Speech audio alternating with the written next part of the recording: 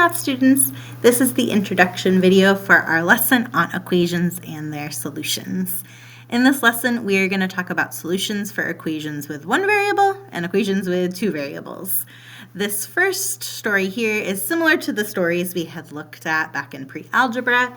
We've got Maribel makes $10 an hour at her first job. She makes $500 per week at her second job. She earned a total of $700 this week.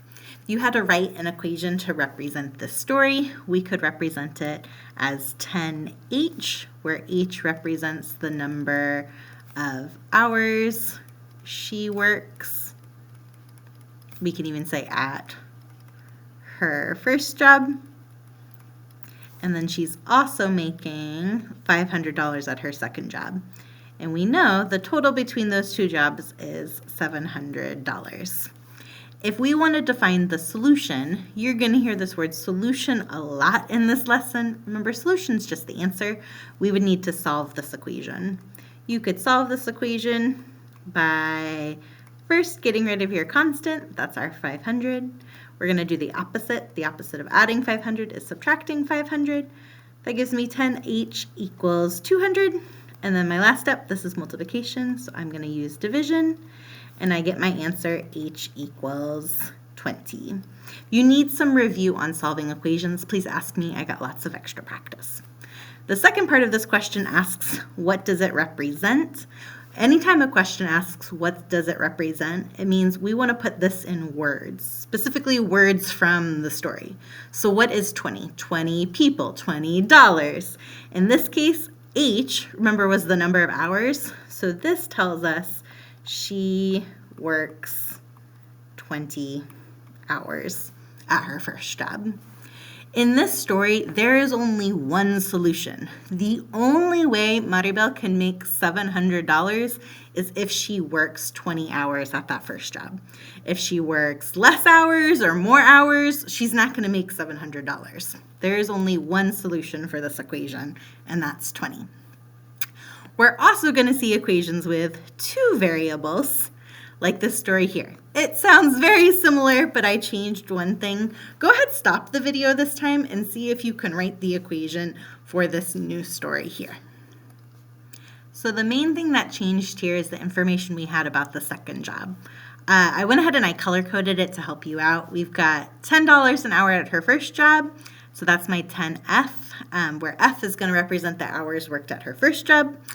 $20 an hour at her second job. I need another variable because I don't know how many hours she's going to work at her second job.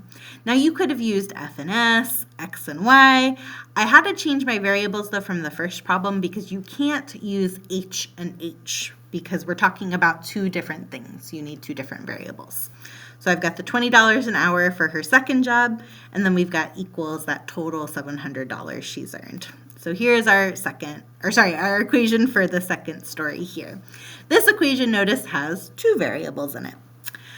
These last two questions relate to what the solution for this equation is. So for example, could she work 10 hours at the first job and 10 hours at the second job? If you want, pause the video again and see if you can figure out that answer. So our answer for B is going to be no. And the way I know that is using substitution.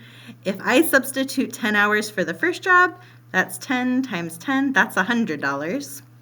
And if I substitute 10 hours for the second job, that's 20 times 10, that's $200.